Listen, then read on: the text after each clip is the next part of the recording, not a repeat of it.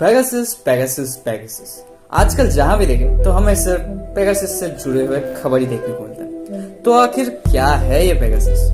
Pegasus असल में एक स्पाईवेयर है जिसे एनएसओ ग्रुप नामक एक इजरायली साइबर सिक्योरिटी कंपनी के द्वारा बनाया गया था। एनएसओ का फुल फॉर्म है निव चार्मी, शैले वुलियो, उमरी लेवी।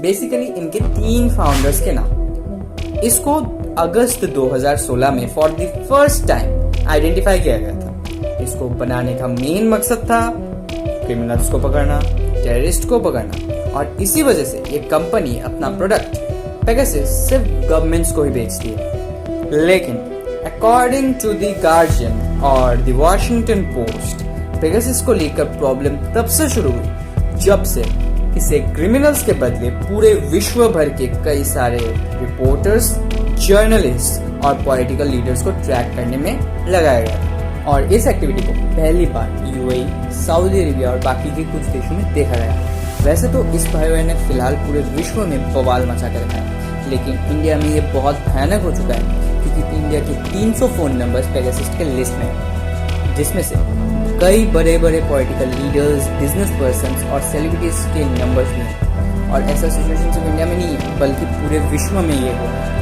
और ऐसा बात भी कहा जा रहा है कि दूसरे देशों में पेगासस का इस्तेमाल क्रिमिनल्स को पकड़ने के लिए किया गया था, लेकिन इंडिया में इसका इस्तेमाल जर्नलिस्ट पर ट्रैक रखने के लिए किया गया था, जो जरा सा।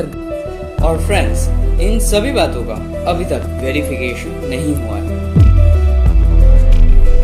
पहले कहा जाता था कि ये स्पाईवेयर आपके मोबाइल फोन पर एक लिंक होकर मैसेज के जरिए आ सकता है, और अगर आपने उस लिंक पर क्लिक कर दिया तो आपका मोबाइल भी इस स्पाईवेयर से इन्फेक्ट हो सकता है। But according to the Quint, क्योंकि अब टेक्नोलॉजी बहुत ज्यादा बढ़ चुका है, तो सिर्फ एक मिस कॉल या फिर मैसेज, व्हाट्सएप मैसेज या फिर एक नॉर्मल मैसेज ही काफी है आपके मोबाइल को हैक करने के लिए या इन्फेक्ट करने के लिए, क्योंकि इनके द्वारा भी आपका मोबाइल इजीली इन्फेक्ट हो सकता है, चाहे आप उस मैसेज या मिस कॉल पर क्लिक करें या ना करें।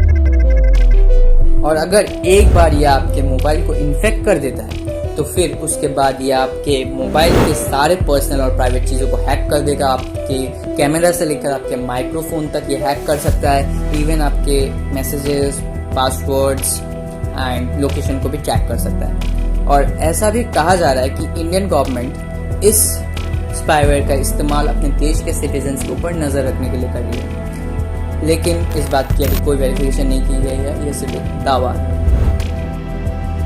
इसको आज तक का सबसे भयानक स्कैम भी कहा जा रहा है। ऐसा कहा जा रहा है कि इसका करंट एक्सपोजर किया है एक फ्रेंच एनजीओ फॉरबिडन स्टोरीज ने, जिन्होंने एमनेस्टी इंटरनेशनल से टेक्निकल सपोर्ट लिया है। और एमनेस्टी इंटरनेशनल ने करीब 10,000 नंबर्स को ट्रैक किया है कई अलग अलग देशों से, जिसमें से इंडिया भी शामिल है विथ 300 नंबर्स। फॉरबिडन स्टोरीज के साथ साथ और भी कुछ मीडिया पार्टनर्स ने कोलैब किया, जैसे द गार्जियन, ले मोंड और द वॉशिंगटन पोस्ट। और ये सब मिलकर पेगासस के कुछ ऐसे डिटेल्स एक्सपोज करेंगे जहां पर वर्ल्ड लीडर्स, पॉलिटिशियंस और जर्नलिस्ट को किस तरह से टारगेट किया गया है इस स्पाईवेयर से इन्फेक्ट करने के लिए। And this was known as the Pegasus project. इन सभी मीडिया पार्टनर्स ने 11 अलग अलग देशों में एनएसओ क्लाइंट्स को आइडेंटिफाई किया है, जिसमें से इंडिया भी शामिल है। चलिए अब कुछ फेमस पर्सनालिटीज के बारे में बात करते हैं जिनका नाम पेगासस प्रोजेक्ट के लिस्ट में आया है। पहला नाम Emmanuel Macron, second Jeff Bezos, third Rahul Gandhi, fourth Prashant Kishor, fifth Abhishek Banerjee, sixth Ashwini Vaishnaw, और भी काफी सारे लोगों के नाम हैं। According to the first post NDTV, Dainik Bhaskar and और भी कई सारे मीडिया पार्टनर्स के मुताबिक अब इंडिया की सरकार में कांग्रेस सरकार मोदी सरकार पर एलिगेशंस लगा रही है कि वो ये कांग्रेस के नेताओं पर नजर रखने के लिए इस्तेमाल किया, और हमारे देश की आम जनता पर भी इसका इस्तेमाल हुआ है। लेकिन हम आपको ये बात फिर से कह देना चाहते हैं कि इन सभी बातों का कोई वेरिफिकेशन नहीं किया गया है। लास्ट में यही बोलूंगा, क्या आपको लगता है इंडियन गवर्नमेंट ने इस स्पाईवेयर का इस्तेमाल सचमुच अपने देश की जनता के खिलाफ एंड अपने ऑपोजिशन के खिलाफ किया है? यस और नो, आप ये कमेंट सेक्शन में हमको बता सकते हैं। Secondly, if you liked our video, then share it more and more, subscribe it and like it. Yes, and last में यही मेरा प्यारा सायोनारा।